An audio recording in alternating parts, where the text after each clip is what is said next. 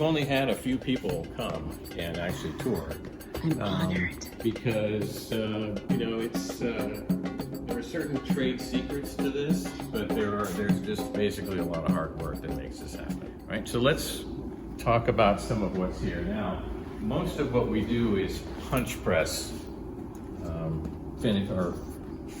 manufacturing. So this is the Perkins, which is a 20-ton press. So it'll put 20 tons of pressure down on the die, or up to 20 tons of pressure, depending on its need. Right now, this one is set up with the slotting die for the Eltage and the Dervishes. So there are a couple pins up on the top here that come down and pierce the formed zill, punching and creating what we call chaff, but basically it punches out the pieces that become the slots. So, and then this press is also used to form the arabesque and the Nefertiti's. So we put a different die in, and that actually does the actual shaping of the parts. And Harry typically left this press set up for that because of the volume of those most of the year. But you don't use the same press for all of the cymbals? No. Why is that? Is it pressure differences? Or? There are, the story of that kind of comes out as we go walk through the rest of the room. But okay. There are certain presses that have certain capabilities. Some of them are what's called tonnage, which is how much pressure they're able to produce. So this will put 20 tons of pressure down, and it's a flywheel press. So the energy comes from a spinning wheel that is engaged to the ram, which pushes down the mechanism and does the work. Okay. The next press over is a Komatsu hydraulic press. So it's using hydraulic pressure to do the same thing that a flywheel would do to provide the energy, except that we're producing, in this case, 49 tons, up to 49 tons of pressure. And right now it's set up to do tinkers, and you'll see that in a little bit. Cool. After I flip a couple switches. So in the press right now is the master die, and then the top portion is the actual male portion of the die. The bottom is what's called a nest. And when you come down and stamp, we're giving the story to the zill. Yeah. Okay. So we go from flat blank to flat design piece, and then in the next step we'll do the forming, and I'll show you that a little bit later. Okay. So if you bought a zill from Harry, probably from the 1970s, late 70s on, you were probably produced on this press right here. So this was Harry's favorite press, mainly because it was the most flexible, I think. And it is a 35-ton Niagara brand press. It is quite old and quite dangerous because it doesn't have a lot of the safety mechanisms that the modern presses do. It is still very useful to us for several things. Right now, this is set up to blank punch the center out of a coil. So this is the silver, the nickel silver for Nefertiti silver, 100S, and this is the end of the pieces that I've punched, which are in process now for finishing. The top of this is a die, which is a round steel tool that punches through the metal down into the female portion of the die, kind of like a hole puncher does in an office, right? Mm-hmm. Except that in this case, we're applying 35 tons to pierce the metal, basically. And so I feed from a coil. This is an entirely hand-fed machine, so as it's operating, I'm feeding the material through. The punch accumulates the pieces they drop down on, and we stack them up, and then they get, in like drawers in the other room.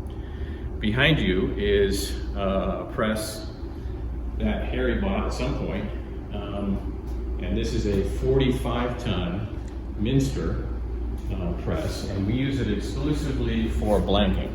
and we will, I think we get six different sizes of discs out of this particular machine. And this is coil fed. So we have a coil of, in this case, brass that sits on on the coil. This is a mechanical feed, so as I use the metal, it feeds me more. And so it comes down and then goes into a machine that pulls it through. And again, the male portion of the die is there. Here's the pieces that have been blanked. Here's the blanks, and these are minis and tinkers at this point. And then we have probably the most dangerous thing in the shop is this chopper that cuts the metal into little pieces that are recycled and go to make more brass for something else. Nice. Sometimes zills, sometimes brass fixtures and lamps and who knows, whatever the market desires. We were at a show at a Cairo Shimmy Quake one year, and one of the other vendors who knew Harry for many years came up to us and said, "Vince, do you guys still have the scary press?" And I said, "Scary press? I'm not sure. We got a bunch of presses, scary press." The one that was in the other room, and so that was the Minster. Okay. And I said, "Oh yeah, we use that all the time." So, and it's not. I started using it more than the Niagara because I found it less scary actually than just a foot treadle operation where your hands are closer to the mechanism. Makes sense. It's more automated. I could run continuously, or I could run one at a time, which is what I'll show you in a little bit. Okay. So we start off with one of these two presses to make the disc. We spend most of our time on the Komatsu, and then we go into a finishing operation. So these zills here are manufactured, they're made, they're designed and formed, and now they're waiting for finishing. And so we do a couple steps here. The first step is that we tumble all the form pieces in some media and a solution that basically grind or sand the surface of the discs and of the pieces. So that smooths the edges, but also smooths the surface, making it easier for polishing. And so the pieces you see here have gone through the smoothing process, so they change color a little bit because they have been sanded, basically. So what starts off as this color becomes this color as that surface, see the crystalline finish on there, shows us that we're in pretty good shape as far as what these things look like and how smooth the surface is. And then we go into a polishing step, which we do a couple different ways.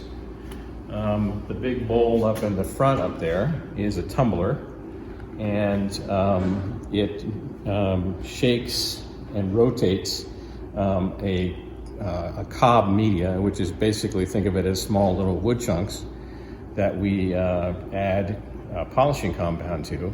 And after several hours of tumbling around with their friends, they come out as polished pieces. Okay. And we find that we need to do a little bit of touch-up work on some of them because the shapes kind of act like a little airfoil.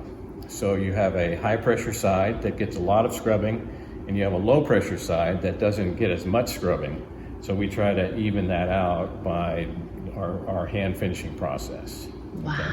And in some cases, we'll actually pre-polish, where we'll, on a buffing wheel, polish the surface of the areas that are the slowest to polish, and that cuts down our time a little bit. Okay. But we can be in polishing for a good part of a day for a batch of anywhere between 100 and 200 pieces. Okay, so you can put 200 pieces in there. Yeah, depending on the size and the type that they are. Gotcha. Okay? They kind of fly around like little airfoils. And when we started to get involved in our own finishing, originally Harry had everything sent out to a place down in Los Angeles.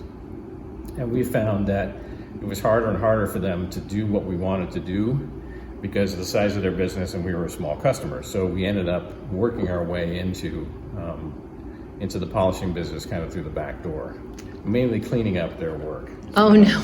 Kind of how we ended that up. Again, we've got pieces that have been made. So here's the Afghani, right? As it comes off the press.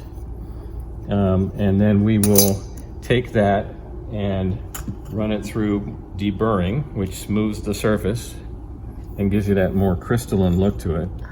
Okay. Now the darker areas are the flat areas that are the original metal that's been compressed down by the die. And that's where the design comes in. That surface pretty much stays the same.